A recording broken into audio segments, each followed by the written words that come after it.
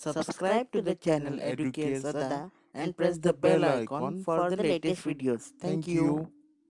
Good morning बच्चों, आज हम देखेंगे पाठ क्रमांक 4 जो हमने पढ़ा है। उसके पाठ के आधार पर कुछ प्रश्न दिए गए हैं जिनके उत्तर आज हम देखेंगे। पहला प्रश्न है, सूचना के अनुसार कृतियाँ कीजिए।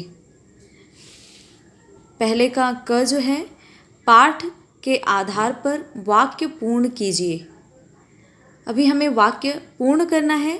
जैसे किताबों की अब बनी आदत।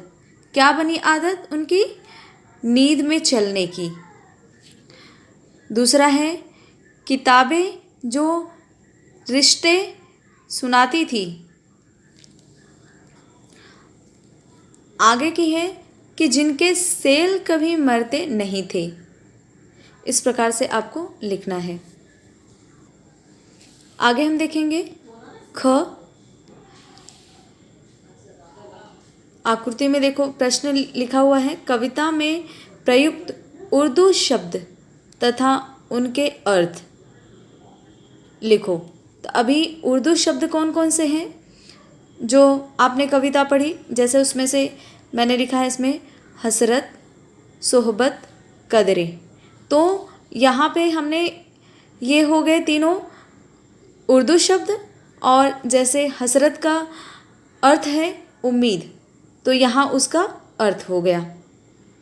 जो उर्दू शब्द है उस शब्द का अर्थ क्या है? उम्मीद।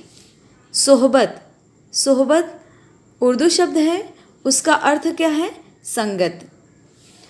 कदरे, कदरे जो है वह उर्दू शब्द है, उसका अर्थ क्या है? मूल्य। इस प्रकार से आपको लिखना है। अब हम ग देखेंगे। किताबें यहाँ रखते थे।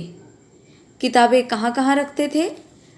सीने पर पहला है, दूसरा है गोदी में, तीसरा है घुटने पर, घुटनों पर, और चौथा है माथे से लगाकर।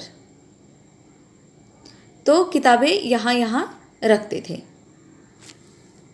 प्रश्न क्रमांक 2, प्रथम 5 पंक्तियों का भावार्थ लिखिए।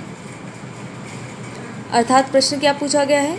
शुरुआत के 5 जो पंक्तियां हैं उनका सरल अर्थ लिखिए। जैसे कि शुरुआत की ये 5 लाइनें, किताबें झांकती हैं बंद अलमारी के शीशों से, बड़ी हसरत से ताकती हैं, महीनों अब मुलाकातें नहीं होती, जो शामें उनकी सोहबत में कटा करती थी अब अक्सर। अर्थात इन पंक्तियों को आपको लिखना नहीं है, बल्कि वो आपको याद रखना है।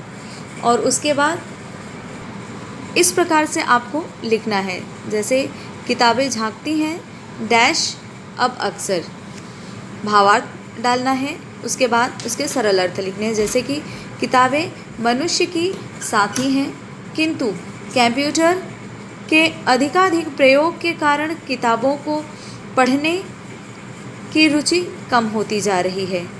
अब स्थिति यह है कि ये किताबें बंद अलमारी के शीशों से झांकती हैं। एक समय था जब लोगों की शामें किताबों के साथ व्यतीत होती थी। अब स्थिति यह है कि महीनों तक लोगों की मुलाकात नहीं होती। इस प्रकार आपको लिखना है।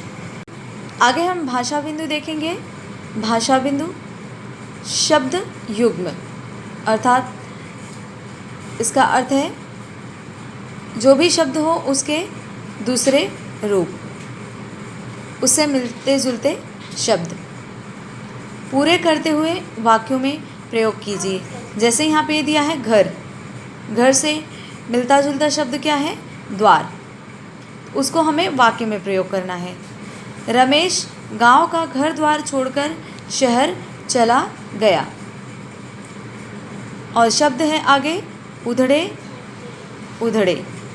पुस्तकालय में सही रख रखाव न होने के कारण पुस्तकें उधड़ी उधड़ी थी।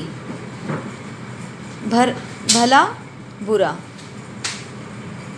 नौकर से गमला टूट जाने के कारण मालिक उसे भला बुरा कहने लगा। प्रचार प्रसार। आजकल हमारे देश में सफाई अभियान का प्रचार प्रसार बहुत जोरों से चल रहा है।